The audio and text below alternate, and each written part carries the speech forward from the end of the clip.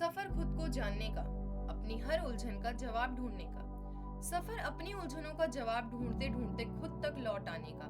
मैंने अब तक के अपने सफर में ये जाना कि हर इंसान पहली बार अस्तित्व में कब और कैसे आता है। कैसे एक जाइगोट जैसा छोटा सेल धीरे धीरे पूरे शरीर का रूप ले लेता है। हर इंसान की तरह मेरी शुरुआत भी एक छोटे से जाइगोट से ही हुई होगी। मम्मी पापा के क्रोमोसोम जब जाइगोट के न्यूक्लियस में अरेंज हुए होंगे तब मेरा डीएनए बना होगा, जब मेरे बनने का ब्लूप्रिंट एग्जीक्यूट हुआ होगा।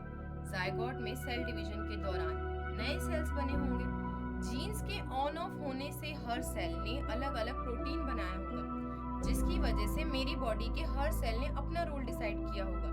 इन सेल्स ने खुद को 3 लेयर्स एक्टोडर्म, मेसोडर्म और एंडोडर्म में अरेंज कर लिया होगा। इन लेयर्स के सेल्स ने टिश्यू बनाकर मेरा नर्वस सिस्टम, स्किन, मसल और इंटरनल ऑर्गन्स बनने की तैयारी की होगी। मेरे बनने के फर्स्ट मंथ के एंड तक मेरी हार्ट ट्यूब भी बन चुकी होगी। सेकेंड मंथ में एम्ब्रियो स्टेज में मेरी हार्ट ट्यूब धड़कने लगी होगी। इसी स्टेज में मेरे हाथ, नाक, आंखों और कानों ने अपनी बेसिक शेप लेनी शुरू कर दी होगी। इसी टाइम पर मेरे brain, liver, kidney, stomach, intestine भी अपना बेसिक स्ट्रक्चर बना रहे होंगे।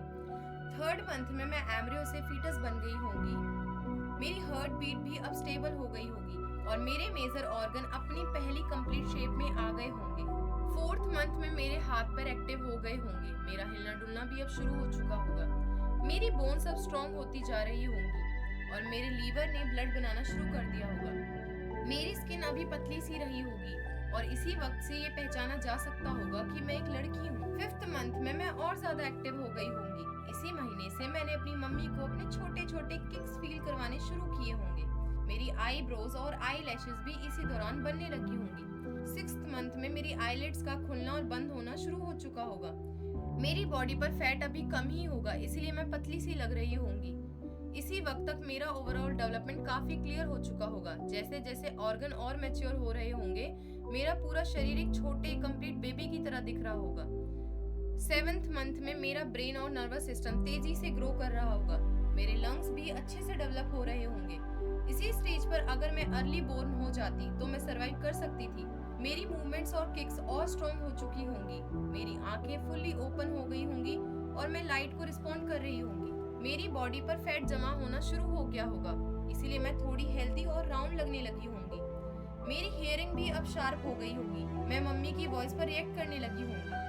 8th मंथ में मेरा ब्रेन ऑलमोस्ट फुली डेवलप हो गया होगा। मेरे लंग्स अब नियरली मैच्योर हो गए होंगे।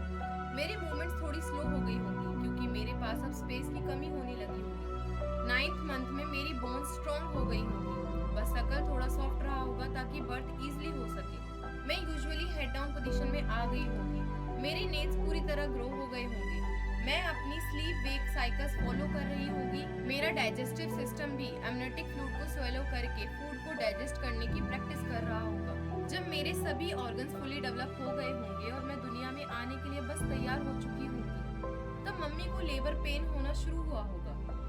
24 अक्टूबर की उस सुबह मम्मी और माँ यानी दादी गांव से शहर के लिए निकले होंगे। वहाँ पापा की बुआ के घर पर मम्मी का लेबर पेन और भी ज्यादा बढ़ गया होगा। इसी समय मम्मी का सर्विक्स धीरे धीरे ओपन हुआ होगा और मैंने भी बर्थ कैनाल की तरफ बढ़ना शुरू कर दिया होगा। जब सर्विक्स पूरा खुल गया होगा तब दाई माँ की मदद और मम्मी के पुश करने की वजह से सबसे पहले मेरा सर बाहर आया होगा। फिर धीरे धीरे मैं पूरी बाहर आ गई होंगी और उस वक्त मेरा जन्म हो गया होगा। फिर मैंने रोकर सबको अपने आने की खबर सुनाई होगी और अपनी नन्ही नन्ही आंखों से पहली बार मैंने इस दुनिया को देखा होगा। मुझे महफूज देखते ही मेरी मम्मी ने राहत की सांस ली होगी।